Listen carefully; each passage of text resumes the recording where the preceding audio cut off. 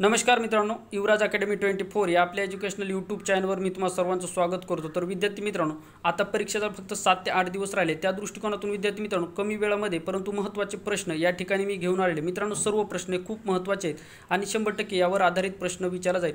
मित्रांनो, आपले सर्व जे काही व्हिडिओ आहेत अत्यंत परीक्षाभिमुख आणि मित्रांनो म्हणजे परीक्षेला वारंवार विचारले जाणारे प्रश्न, निवडक प्रश्नच या ठिकाणी मी हमेशा घेऊन येत असतो। तर विद्यार्थी मित्रांनो, आपल्या चॅनलवरचे व्हिडिओ जर पाहिले तर 100% मित्रांनो तुम्हाला स्कोर चांगला येऊ शकतो। कारण की मित्रांनो, अगोदर व्हिडिओ पहा, नंतर मग त्यावरून तुम्हाला समजेल की व्हिडिओ किती इम्पॉर्टंट आणि महत्त्वाचे आहेत। तर चला मित्रांनो, वेळ न लावता व्हिडिओची सुरुवात करूया। भारताच्या हद्दीला लागून असलेल्या देशाच्या सीमा 7 आहेत। भारताच्या हद्दीला लागून असलेल्या देशाच्या सीमा 7 आहेत। भारतात केरळ राज्यामध्ये स्त्रियांचे प्रमाण पुरुषापेक्षा जास्त आहे। भारतात केरळ राज्यामध्ये स्त्रियांचे प्रमाण पुरुषापेक्षा जास्त आहे। भारताला दर रिकाम जागा वर्षांनी जनगणना करण्यात येते, तर भारतामध्ये दर 10 वर्षांनी जनगणना करण्यात येते। भारतात रिकाम जागेवर्षी पहिली जनगणना पार पडली, तर भारतामध्ये मित्रांनो 1872 मध्ये पहिली जनगणना पार पडली, लॉर्ड मियो यांच्या काळामध्ये पडली। भारतातील पहिले 100% साक्षर राज्य केरळ राज्य आहे। भारतातील पहिले 100% साक्षर राज्य आहे। भारतातील सर्वाधिक अंतर्गत वाहतूक रेल्वे मार्गाने होते। भारत व चीन यांच्यामध्ये सीमारेषा मॅकमोहन सीमारेषा आहे। पुढे पहा मित्रांनो, भारत व श्रीलंकेच्या दरम्यान मन्नारच्या आखातात पंबन हे भारतातील मालकीचे महत्त्वाचे बेट आहे। रिकाम जागा हे भारतातील अतिपूर्वेकडील राज्य आहे, तर अरुणाचल प्रदेश हे भारताच्या अतिपूर्वेकडील राज्य आहे। हिंदीच्या खालोखाल भारतात बोलल्या जाणाऱ्या भाषा तर तेलुगू व बंगाली हिंदीच्या खालोखाल बोलल्या जाणाऱ्या भाषा आहेत। एव्हरेस्ट हे जगातील अतिउच्च पर्वत शिखर आहे। त्याची उंची आहे मित्रांनो 8848 मीटर आहे। एव्हरेस्ट शिखर हे मित्रांनो जगातील सर्वात उंच शिखर आहे आणि मित्रांनो हे किती 8848 मीटर आहे। पुढे पहा मित्रांनो, भारतीय पठाराच्या रिकाम जागा या भागास खनिज संपत्तीचे पठार असे म्हणतात। तर मित्रांनो छोटा नागपूर हे छत्तीसगड राज्यामध्ये आणि मित्रांनो पहा वरचं एव्हरेस्ट शिखर हे जगातील सर्वात उंच शिखर असून महाराष्ट्रातलं सर्वात उंच शिखर कळसुबाई आहे आणि हे अहमदनगर जिल्ह्यामध्ये यावर प्रश्न विचारला जातो।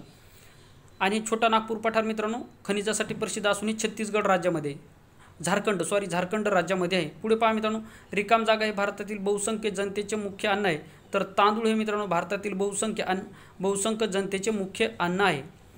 तांदळाच्या उत्पादनात रिकाम राज्य आघाडीवर आहे, तर तांदळाच्या उत्पादनामध्ये पश्चिम बंगाल हे राज्य आघाडीवर आहे। पश्चिम बंगालचे मुख्यमंत्री कोण आहेत कमेंट बॉक्समध्ये मला नक्की सांगा की जे मित्रांनो भारत यावर प्रश्न विचारला जाण्याची शक्यता अशी आहे की भारतामधली मित्रांनो एकमेव महिला मुख्यमंत्री सध्या आहे। कारण की आता बाकीचे जे काय 28 राज्य आहेत त्यामध्ये सर्व पुरुषच आहेत, परंतु मित्रांनो 28 पैकी एक राज्य असं आहे की ज्यामध्ये महिला मुख्यमंत्री आहे, ते मध्ये पश्चिम बंगाल राज्य। तर पश्चिम बंगालचे मुख्यमंत्री महिला कोण आहे ते कमेंट बॉक्समध्ये मला नक्की सांगा।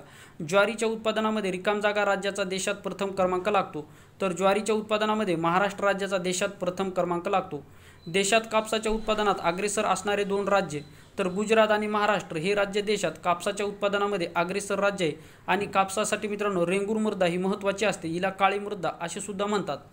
देशातील रिकाम जागा हे राज्य तंबाखूच्या उत्पादनात अग्रेसर राज्य आहे, तर आंध्र प्रदेश हे राज्य मित्रांनो तंबाखूच्या उत्पादनामध्ये अग्रेसर राज्य आहे। आणि तंबाखूमध्ये मित्रांनो निकोटीन नावाचा घटक असतो, जो की मित्रांनो कर्करोगासाठी कारणीभूत ठरत असतो। तंबाखूमध्ये कुठला घटक आहे? निकोटीन नावाचा घटक आहे मित्रांनो, यामुळे आपल्याला तोंडाचा कर्करोग होतो निकोटीन या घटकामुळे। मित्रांनो महत्त्वाचा प्रश्न आहे। आणि मित्रांनो कृष्णा नदीचे जे काही खोर आहे यामध्ये सर्वात जास्त तंबाखूचं उत्पादन होतं, हा सुद्धा मुद्दा या ठिकाणी तुम्हाला लक्षात ठेवायचा आहे। भुईमुगाच्या उत्पादनामध्ये गुजरात राज्य देशात अग्रेसर आहे। भुईमुगाच्या उत्पादनामध्ये गुजरात हे राज्य देशात अग्रेसर आहे। तागाच्या उत्पादनामध्ये भारतामध्ये पश्चिम बंगाल हे राज्य प्रथम क्रमांकावर आहे। तागाच्या उत्पादनामध्ये पश्चिम बंगाल हे राज्य प्रथम क्रमांकावर आहे। देशात सिमेंटचा पहिला कारखाना 1904 मध्ये चेन्नई येथे सुरू झाला। देशातील सिमेंटचा पहिला कारखाना 1904 मध्ये चेन्नई या ठिकाणी सुरू झाला। आणि चेन्नई मित्रांनो ही तामिळनाडूची राजधानी, चेन्नई तामिळनाडूची राजधानी आणि भारतातला पहिला एड्स रुग्ण मित्रांनो चेन्नई या शहरामध्ये सापडलेला आहे। आणि मित्रांनो एक मुद्दा लक्षात ठेवा, चेन्नई या ठिकाणी मानवाची दूध बँक तयार करण्यात आली। चेन्नई या ठिकाणी मित्रांनो मानवीय दूध बँक कुठे आहे तर चेन्नई या ठिकाणी। आणि चेन्नई याविषयी एक लक्षात ठेवा, जगातील सर्वात मोठी गुणसूत्राची जी काही बँक आहे मित्रांनो ती कुठे आहे? चेन्नई या ठिकाणी जगातील सर्वात मोठी गुणसूत्राची बँक चेन्नई या ठिकाणी आहे। पुढे पहा मित्रांनो, देशात रिकाम जागा हे ठिकाण सोन्याच्या खाणीसाठी प्रसिद्ध आहे। तर मित्रांनो कोलार हे देशामधलं मित्रांनो सोन्याच्या खाणीसाठी प्रसिद्ध असून ते कर्नाटक राज्यामध्ये आणि मित्रांनो हिऱ्याच्या खाणीसाठी पन्ना हे ठिकाण मध्य प्रदेश राज्यामधलं आहे, ते प्रसिद्ध आहे। हिऱ्याच्या खाणीसाठी विचारलं तर पन्ना आणि कोलार हे कर्नाटक राज्यामध्ये सोन्याच्या खाणीसाठी प्रसिद्ध आहे। देशात रिकाम जागा हे हिऱ्याच्या खाणीसाठी प्रसिद्ध आहे तर पन्ना मध्य प्रदेश। भारतात रिकाम जागा या राज्यात सर्वात जास्त भूकंप होतात। तर मित्रांनो भारतामध्ये सर्वात जास्त भूकंप कुठल्या राज्यामध्ये होतात, व्हेरी IMP क्वेश्चन आहे मित्रांनो। तर भारतामध्ये आसाम या राज्यामध्ये मित्रांनो सर्वात जास्त भूकंप होतात आणि आसामची राजधानी मित्रांनो दिसपूर ही आसामची राजधानी आहे, मुद्दा लक्षात ठेवा, महत्त्वाचा प्रश्न आहे। आणि जगात सर्वात जास्त भूकंप कुठे होतात, तर मित्रांनो भूकंप हे जगात सर्वात जास्त जपानमध्ये होतात। जपानमध्ये सर्वात जास्त भूकंप होतात आणि मित्रांनो भारतामध्ये जर विचारलं तर आसाम राज्यामध्ये सर्वात जास्त भूकंप होतात। आणि मित्रांनो एक गोष्ट लक्षात ठेवा, जे काय मित्रांनो जपान देश आहे याला म्हणजे सर्वप्रथम कुठल्या देशामध्ये सूर्य उगवतो असा जर विचार म्हणजे सूर्याचा उगवणारा देश कुठला, तर मित्रांनो तो देश आहे मित्रांनो जपान देशामध्ये सर्वात प्रथम सूर्य उगवतो। आणि मित्रांनो प्रश्न असा जर विचारला तर कुठल्या देशामध्ये मध्यरात्री सूर्य चमकतो, तर नॉर्वे या देशामध्ये मित्रांनो मध्यरात्री सूर्य चमकतो। नॉर्वे या देशामध्ये मध्यरात्री सूर्य चमकतो, हा मुद्दा तुम्हाला लक्षात ठेवायचा आहे। तिहार जेल कोणत्या शहरात आहे, तर तिहार जेल मित्रांनो दिल्ली या शहरामध्ये। भारताचा रिकाम जागा उत्पादनात जगात प्रथम क्रमांक लागतो, तर अभ्रक उत्पादनामध्ये मित्रांनो भारताचा जगात प्रथम क्रमांक लागतो। अभ्रक उत्पादनामध्ये भारताचा जगात प्रथम क्रमांक लागतो।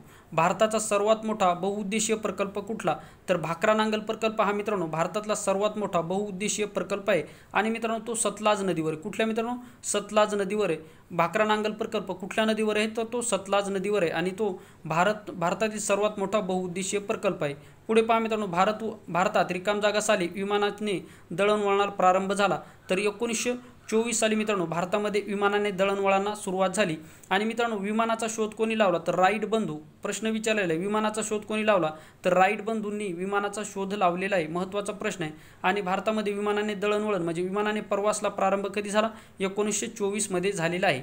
रिकाम जागा ही संस्था भारतातील अंतर्गत विमान वाहतुकीची व्यवस्था पाहते, तर इंडियन एअरलाइन्स ही महत्त्वाची संस्था आहे की जे मित्रांनो आपल्यामध्ये जे काय हवाई म्हणजे जे काय मित्रांनो विमानाची वाहतुकीची सेवाचं हे पाहत असतं। पुढे पहा मित्रांनो, भारताच्या आंतरराष्ट्रीय विमान वाहतुकीची व्यवस्था इंटरनॅशनल कॉर्पोरेशन पाहते, एअर इंडिया इंटर कॉर्पोरेशन पाहते। आशिया खंडातील रिकाम जागा येथे सर्वात मोठा खत कारखाना आहे, तर आशिया खंडातील मित्रांनो सिंद्री येथे सर्वात मोठा खत कारखाना आहे। आणि मित्रांनो हा पहिल्या पंचवार्षिक योजनेमध्ये सुरू झालेला कारखाना आहे। तर पहिली पंचवार्षिक योजना मित्रांनो 1951-52 मध्ये भारतामध्ये पहिली पंचवार्षिक योजना सुरू झाली आणि पंचवार्षिक योजना मित्रांनो भारताचे पंतप्रधान पंडित जवाहरलाल नेहरू यांनी रशिया देशाकडून स्वीकारले आहे। कुठल्या मित्रांनो, रशिया देशाकडून स्वीकारले आहे। पंचवार्षिक योजना पहिली कधी झाली, तर मित्रांनो पहिली पंचवार्षिक 1951-52 मध्ये सुरू झाली। आणि मित्रांनो 7व्या पंचवार्षिक योजनेमध्ये सर्वात जास्त भर रोजगार निर्मितीवर देण्यात आला होता। 7व्या पंचवार्षिक योजनेमध्ये सर्वात जास्त भर रोजगार निर्मितीवर देण्यात आला होता, महत्त्वाचा प्रश्न आहे, विचारलेला प्रश्न आहे। भारतातील सर्वाधिक शहरीकरण झालेलं राज्य, तर महाराष्ट्र राज्य भारतातील सर्वाधिक शहरीकरण झालेलं राज्य आहे। भारत व पाकिस्तानमधील 30 जून 1965ची युद्धबंदी रेषा, तर मित्रांनो भारत आणि पाकिस्तान यांच्यामध्ये रॅड क्लिफ रेषा सुद्धा आहे। आणि मित्रांनो 30 जून 1965 मध्ये भारत आणि पाकिस्तान यांच्यामध्ये युद्ध झालं होतं। त्यावेळेस मित्रांनो ज्यावेळेस युद्ध समाप्त झालं त्यावेळेस जी काही रेषा आखली ती रेषा 24 पॅरल लाईन म्हणून ओळखली जाते। 24 पॅरल लाईन ही सीमारेषा कुठल्या दोन देशामध्ये आहे, तर 24 पॅरल लाईन ही जी काही सीमारेषा भारत आणि पाकिस्तान यांच्या दरम्यानची सीमारेषा आहे। भारताचे सर्वोच्च न्यायालय कुठे आहे, तर भारताचे सर्वोच्च न्यायालय दिल्ली या ठिकाणी आहे। भारताचे सर्वोच्च न्यायालय कुठे आहे, दिल्ली या ठिकाणी आहे। आणि मित्रांनो महाराष्ट्राचे जर उच्च न्यायालय जर विचारलं तर मुंबई या ठिकाणी आहे। आणि मुंबई उच्च न्यायालयाचे मित्रांनो 3 खंडपीठ लक्षात ठेवा, एक म्हणजे मित्रांनो पहा पुणेला आहे, एक आहे मित्रांनो पुणेला नाही सॉरी एक आहे मित्रांनो पणजी गोवा या ठिकाणी, दुसरं आहे मित्रांनो औरंगाबाद आणि तिसरं आहे मित्रांनो नागपूर। शहर लक्षात ठेवा, पहा पणजी गोवा या ठिकाणी, दुसरं औरंगाबाद आणि तिसरं मित्रांनो नागपूर। प्रश्न असा विचारला जाईल की मुंबई उच्च न्यायालयाचे खंडपीठ खालीलपैकी कुठल्या शहरामध्ये नाही, पहिलं ऑप्शन देतील मित्रांनो नवी मुंबई, दुसरं देतील मित्रांनो औरंगाबाद, तिसरं देतील मित्रांनो गोवा आणि 4 नंबरचं देतील मित्रांनो नागपूर। तर या ठिकाणी मित्रांनो नवी मुंबई या ठिकाणी मुंबई उच्च न्यायालयाचं खंडपीठ नाही, तर मित्रांनो दुसरं कुठलंही शहर देऊ शकतात, परंतु 3 खंडपीठ आहेत ते लक्षात ठेवा, एक म्हणजे मित्रांनो नागपूर, दुसरं म्हणजे औरंगाबाद आणि तिसरं म्हणजे गोवा। हे तीन खंडपीठ आहे मुंबई उच्च न्यायालयाचे आहेत। आणि मुंबई उच्च न्यायालयाचे सध्या सरन्यायाधीश कोण आहेत, तर मित्रांनो जे आहेत मित्रांनो दीपांकर दत्ता हे मुंबई उच्च न्यायालयाचे सध्या न्यायाधीश आहेत।